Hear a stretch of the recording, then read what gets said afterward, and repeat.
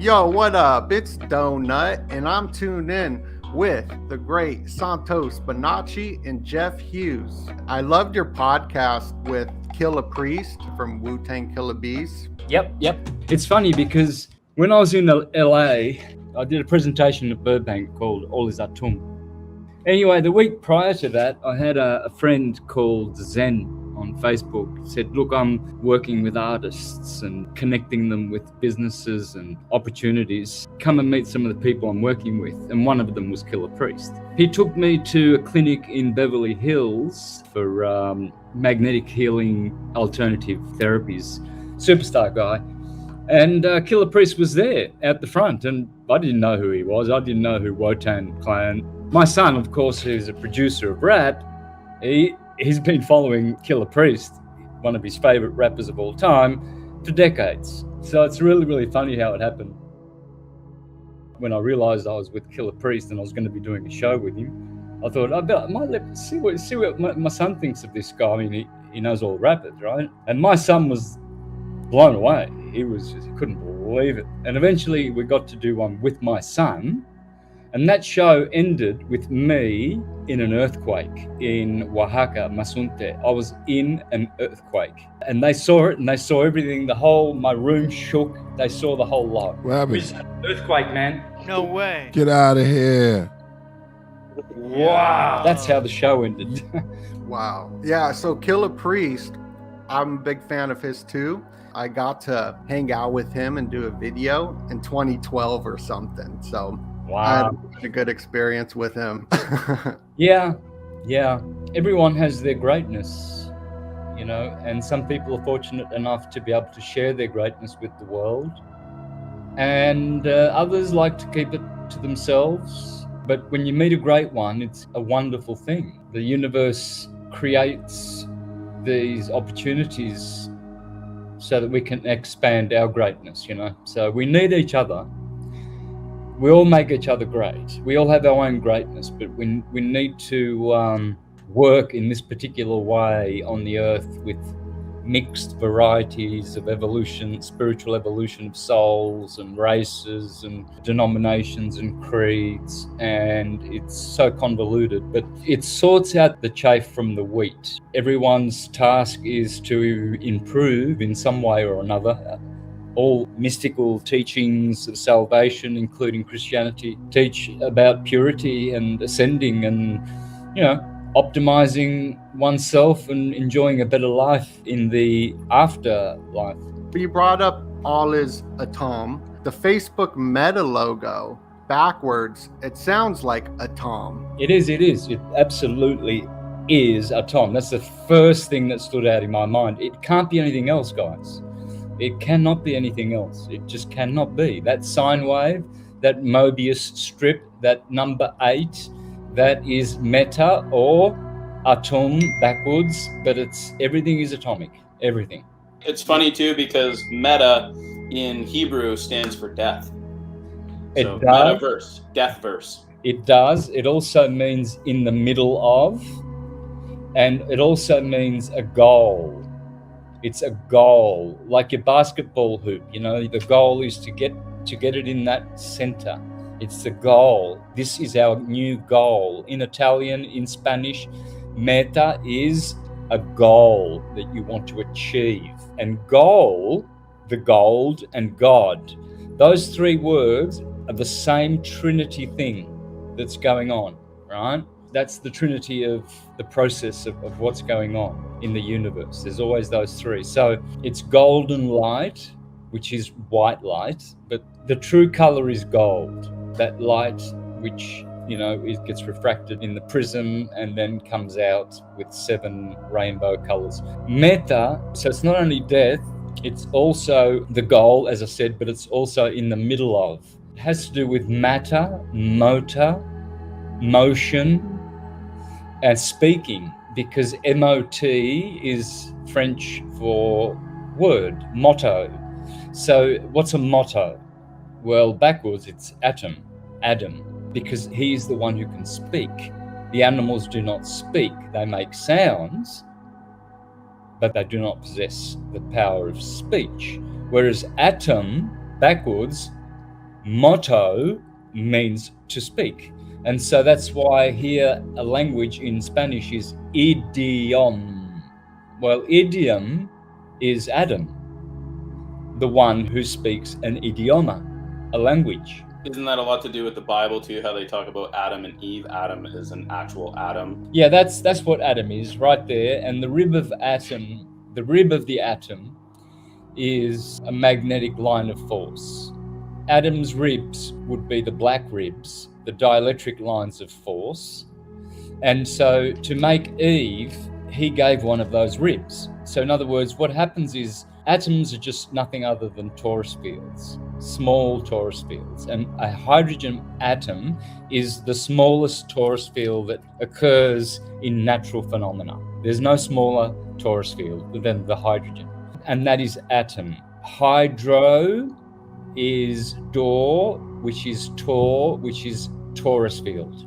So the word hydro is rooted in the word torus field. It's all water. It's a liquid producing effect, or call it, I should say. The liquid is the effect. This hydrogen universe, these little atoms, when they give a rib off, in other words, an atom next door takes one of those slices of energy, it changes its frequency, and therefore it changes its isotope, or potentially its fundamental element. We know that when an atom gives off an electron, then it starts decaying and changing into something else, like fusion and fission.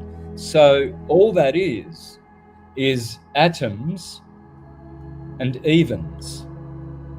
The atoms are the ones, and the eves are the twos, the number twos. So the universe is made of number, and the most powerful numbers are 1 and 2. Adam, odd numbers. Funny that odd lines up with add. And then even numbers line up with Eve. Wow. And even numbers are feminine in all numerological ancient sciences, and all odd numbers, oddum, are masculine. So not only do we have numerology rooted in scripture, but I can give you another layer of what Adam and Eve is. We already looked at it chemically. It's a torus field, and the ribs of the torus field, the black ones are masculine and the white ones are feminine. And when an ion is exchanged, ionic bonding, ion is another way of saying Eve, then you have ionic bonding. So you have chemistry in the Bible, biochemistry. What else is Adam and Eve? Adam and Eve are also letters, words. Atom means one, and even means harmony and two. As well, Adam means red and Eve means blue. So we have a red shift, blue shift universe. Wow. Yeah, I brought up some slides with the red and blue, like the Pepsi logo, the red and blue. You know, I was raised going to temple as a kid. They taught me the Torah. When I heard you say Torah, Taurus, it blew my mind. And then you recommended this guy, but he talked about Genesis and how the beginning of Genesis has the toroid in it. Stan Tenen? Yeah, he just died. He died last month. You've really introduced me to some amazing people. And what you're doing with Syncretism Society, this is all new information to me, but it's so fascinating learning about this Iamblichus, Plotinus. Thank you for bringing that to light to me. I got my Enneads. Plotinus? Yeah. Yeah, in the Enneads, you will learn about the one, the good, and the beautiful kinds of being. Oh, that's a beautiful one. Yeah. See that on the bottom? On the good or the one. So I think that's the book where he talks about the one, the good, and the beautiful. God is the one. The number one means atom. And God is also the good and the beautiful. When those Neoplatonist schools got shut down by Justinian, that 529-year gap to the Knights Templars rise because they rose to power so quickly, believed by stealing the information of rituals or communicating with the gods. It has this 589 gap in it. In XRP, it's a big meme on The Simpsons that price will hit 589. It's time travel. People think you have to travel. There's no traveling to be done with time. There's no troubling. It's either you go there or you don't go there. This information is in the field. It's always there. They just know how to tap it, and they know, certain eventualities that will occur. They've got technology that is on another level when it comes to time and space. So time and space is our worst trickster, really. It tricks us. Well, yeah, time's an illusion. It doesn't exist. Yeah. Matter doesn't even really exist, if you be honest. I mean, this is just a fraction of lights that we see, that we're trapped into our five senses, right? I believe that we're in this right now to experience and evolve, right? And even in the word evolve is love, right? To evolve to a higher state of consciousness. Those who fall to the illusion are not ready for the next step to evolve to another state of consciousness. They're trapped within those five senses. They're trapped within the programs of this matrix. We're just trapped within our own senses and the illusion of this matrix, which then holds us back to our limitations, and our limitations are what's actually stopping us from seeing above and beyond who we really, really, really are. We're so powerful. This matrix is about seeing beyond our limitations that we have right now, and whoever has the ability to see beyond those limitations then has the ability to evolve and know that there is no death. Death is just an illusion. There is no time. Time is just an illusion. In fact, all of this is illusion. And in fact, we're all one. I am connected to you. You are connected to me. When I cause pain, there is no difference between you and I. There's nothing outside of love and connection. Being one are the ones that actually truly win, because no matter what happens in this, what we call physical form or matter or whatever, it really doesn't matter, because energy cannot be transformed and it cannot be destroyed. So it's already there. It is, which means that we are energy and we cannot be destroyed and we cannot be created. We are already there. So which means that there is no afterlife. This is life. This is it. Yep. What a huge burden that would release off of mankind if they knew this. If they knew their true state of eternal beingness and how powerful they are. So the reduction to the minuscule individuals that we have become through indoctrination and incarnation and other various things, that's going to be catapulted forward soon, especially for the ones who are ready for it, planning for it, and actually feeling themselves take on the new energies. Well, it's going to sweep them along with it, but most probably, a huge portion of humanity won't be able to make that shift. I kind of look at it as this is a harvest. This is like a reset. This is the opportunity to evolve to that next state and unlock our true potential and our true power, right? This is really where everything kind of collides. Yep. So I guess trauma and other things have prevented that with humans. So, a lot of people are very traumatized, and so that is another blockage apart from education and dumbing down, So we have a lot of enemies for the enlightenment process, guys. It takes some real big soul digging to really see that as much as all of that evil, which evil backwards is live, with all of that out there, you actually would not be evolving and taking to the next level if you didn't experience that. Yeah. So then there's an appreciation. What's happening right now is an unlocking and an opportunity to see your full potential. This right now is the full-on game. This is when the line in the sand is created for people. And all the beliefs and all of the external things become less important, and it becomes more important in the internal conversation and the internal connection. And out of all of that, when you see the potential that love really has in this world, because it really is nothing above and beyond more powerful than love and connection, because it's unconditional. Yep. And I think that really truly is the point of humanity, is where you kind of get there. And it's very challenging. This matrix, connecting your central nervous system to your experiences based on the past between 0 and 7, really, really makes this game way more challenging, because your central nervous system is linked to your unconscious mind, and your unconscious mind has 1,000,000 times more power than your conscious mind. Ignatius Loyola was the one that deemed, show me a boy till you're 7 years old and I'll show you the man. Parents pay a lot of money to educate their children because they need their education.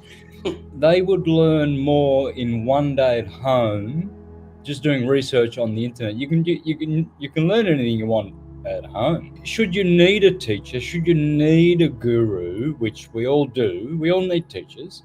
Okay, well then you can employ one. You can just say, right, well, I want to learn how to play the guitar, so I'm going to employ you. And then you'll have your gift, you'll be able to teach someone else. That's how it used to be. All of a sudden, then governments became involved and said they have to take care of the education, the health, the this, that, and then everything, and they don't. That's the problem. That's where the power was taken away from us when we let our children go into their dumbing down institutions, sold their souls on the stock market. So that kind of puts a spell on you when you do things out of ignorance like that. The spell now is automatic. Now you are dumbed down because you're in a dumbed down system. You have a birth certificate. You're a stock and security on the stock market. You don't even know it. Your cargo on a ship on the water that requires a pass of the port. And just like you were saying, Atum is liquid, right? Which is water, which is why they have Admiralty law, which is law of the water and not the land, right? And law in itself, the actual word law, stands for land, air, water. Yeah. The land and the water cannot speak to each other. Only the air can. The air is the ecclesiastic, so religion. Right. So that's why when you go into a court, right, which is funny, what is a court? A court is where you go play a game. If you read the 10 Commandments, that would be a fairly decent way, I would suggest, in living a life. When you go into court, and again, this is to make fun of the way they do it, is they tell you not to swear in the Lord's name, all that stuff. And what do? You swear to tell the truth, nothing but the truth, so help me God. They get you to swear on the Bible, which is actually blasphemy in the Bible, which is, again, that inversion world, right? And then what do? They summons you to court. Well, what is summons? No one even thinks about the root word. Summons is a conjuring of the dead. They want the person. If you look in Black's law, there actually is no definitions of a woman and a man. It's not represented anywhere in there. And it's a person. So a person comes from the root word persona. And then they're like, well, we want you to follow the law. And then they're like, possession is 9/10 of the law.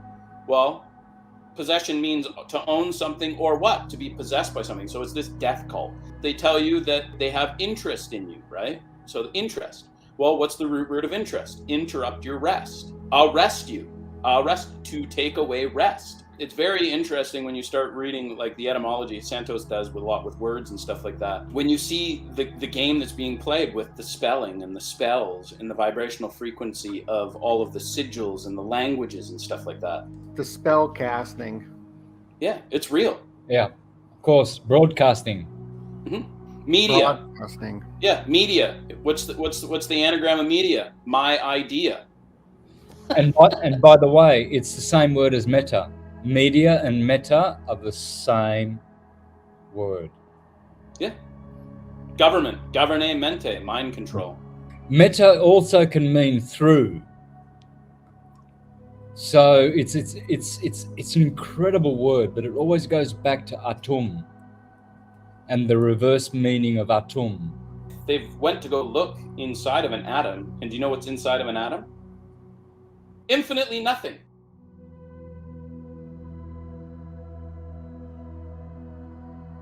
I was looking at the Tetragrammaton, and this goes back even further, possibly, how you got I'm probably pronouncing this wrong, the Tetrachits, the Tetractys? How does this construct our reality? Well, the number is frequency, right? No brainer. And vibration is also frequency, but vibration speaks. In fact, vibe and verb have the same root. So reverberate and to speak verbatim come from vibration. So radiation is numbers and vibration is letters. It's a numbers, letters universe. It's quantities and qualities. Numbers are quantities and letters are qualities. So if the universe produces 1,000 L's in a row and puts an M, 4 X's, a couple of S's, a few million A's, and just sets the frequency for each of those letters, something's going to come out of it. Because everything comes from numbers and letters, which is sound and light. The letters make everything up, but the letters have to be numbered. As you have in computer talk, you have zeros and ones make everything up. Well, in the universe, it's numbers and letters, quantities and qualities. Everything you're seeing with your eyes, it's all sound. It's all sounds that you can't hear, most of them, except for the stuff that's in the atmosphere. You can't hear the noise that keeps this object in my hand. You can't hear the noise that keeps it in form. But there's a whole bunch of noise here going on. It's sound, vibration, just keeping it together. Have you ever seen the movie Everything Everywhere All at Once? No. This movie is pretty darn good. It's a new movie. There's this bagel in it that's like controlling the universe, and it's pretty much, it's the toroid, right? It's the donut, but it's a bagel. There's two different themes in this. It's the bagel and there's also this googly eye as well, and the girl puts the eye on her pineal gland. Polaris, where the Georgia Guidestones had that hole in the middle, it was aiming at Polaris. I think that's what this movie was trying to represent, was Polaris. Yeah, yeah. Polaris will be inside of the hyperbola, and somehow it's always centered. It's basically telling you where below that would be where the North Pole is, directly below Polaris, which is the center of the Earth. So in between the North Pole of the Earth and Polaris, there will be a magnetic something just supernaturally magnificent. They call it Mount Meru in Srimad Bhagavatam, Mount Zion in the Bible, Mount Sinai, Mount Moriah. There's many names for this mountain. Capitol Hill, Mount Olympus, the Mount of Olives. It's the holy mountain of God. It's in the center of the earth, and no one has ever seen it because it doesn't look like mountains as we know them. It's another frequency. Is this connected with the voting system, with volt, vote, election, L, electric, and going to the different poles? Are we the battery or the magnets to the system? Is there an esoteric explanation to why we're voting with these words like having L in it? Yeah, well, L has a certain power to it. L. You can tell it's a very powerful combination of letters. You can tell which letters are soft and feeble and weak, and which ones have masculine strength, and which ones are forceful, and which ones are soft. And we know about shh and boo and rah, and we know how words have an effect. So why do the same words always keep turning up in all cultures? Mother is always an M, and daddy's always a B or a P, baba, papa. Yeah, so each hyperbola is the word of God speaking. It's reverberating, therefore it is the verb, which is the logos, which is the word of God. And word happens to have the word Taurus in it, as does the word Lord. Door. And words is sword. Sword as well. The hyperbola is the sword of God, Excalibur. And Lancelot is toroidal field. Excalibur is his knife in the center. The hyperbola. The chalice, the holy chalice. Everything is comes from the model of the atom. Everything does. Right. And then we got this guy, Elon. Elon. Oh yeah, Elon. Good old El-on Mus, the smell of God's creation. In Egyptians, the On was the city of creation, El is Elohim, and Musk is a smell. Yeah, he's a psychopath. This is kind of interesting. I've been looking into the mythologies, and Elon and all that. Is El is a deity. Elanu, Anu, as well, is in that name. Jupiter is the king of the gods, and he was known as an oak tree. Oak tree means Elon in Hebrew. So I think that these characters on the world stage are just playing out mythologies to our subconscious mind, because we see things in symbols or whatever. For example, Elon was born June 28th, and that's when the Franz Ferdinand moment happened, which led us into World War I believe. They also use a lot of secret society symbols. We see the double cross in a lot of what they do that's connected to Elon, and also the music industry. And Elon portraying Jupiter. Jupiter's, I believe, the 24th letter of the alphabet, which is X, and he's known for SpaceX. His first website was called X. And they have like Christmas parties, the Saturnalia party, really. And all these different people that are connected with him go through a lot of strange rituals or whatever. And I could just see so much like Saturnalia stuff with the artist. But here is Jupiter is X, and then the Greek alphabet has all these like delta, right? It has the snake in there, but it's also that triangle. And we're going through a lot of psi events on the world stage with tridents, or the Trinity. And the next thing could be Omega, and the Paris Olympics has that Jupiter logo for 2024.